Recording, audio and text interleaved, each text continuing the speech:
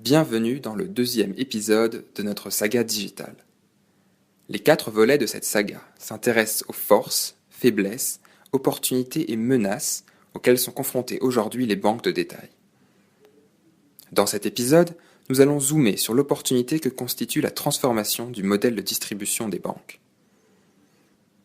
Dans les banques de détail traditionnelles, le modèle de distribution repose sur un réseau d'agences réparties géographiquement sur tout le territoire, avec, dans chaque agence, des conseillers qui gèrent chacun un portefeuille de clients. C'est donc l'agence et le conseiller attitré qui incarnent la relation bancaire aux yeux des clients. Sauf que les clients utilisent de plus en plus leurs smartphones, ordinateurs et tablettes pour interagir à distance avec leur banque. De ce fait, ils se rendent moins souvent en agence. Selon une étude BVA, plus de 60% des clients se rendaient au moins une fois par mois en agence en 2007. Ils ne sont plus que 20% en 2014.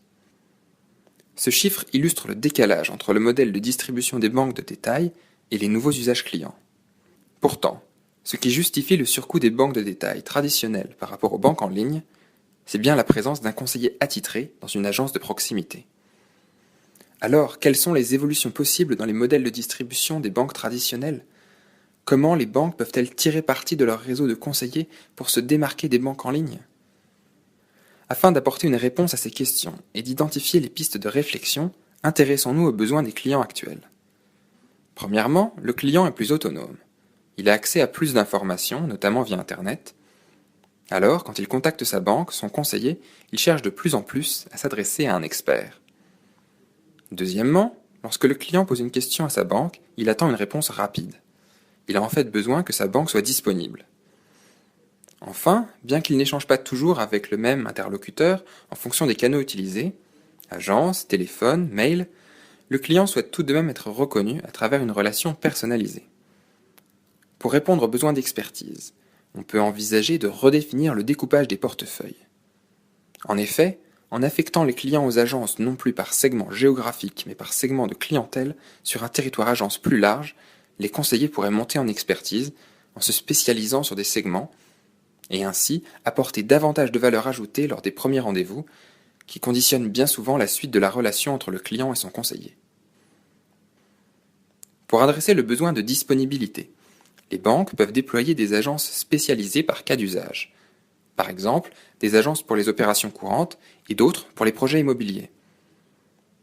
Par ailleurs, afin de maximiser le temps d'interface client des conseillers en agence, on pourrait mettre en place un système leur permettant d'intervenir en soutien des plateformes téléphoniques sur les plages où ils n'ont pas de rendez-vous en agence.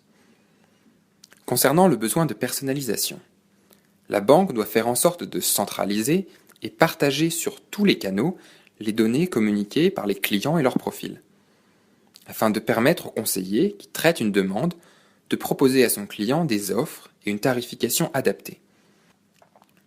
Même si les clients ayant intégralement basculé vers les banques en ligne restent marginaux, les banques 100% Internet séduisent de plus en plus. Afin de ne pas décrocher, les banques traditionnelles doivent commencer par aligner leurs outils digitaux sur ceux des pure players. Elles doivent aussi augmenter la valeur perçue du conseiller par le client, c'est-à-dire repenser la proposition de valeur.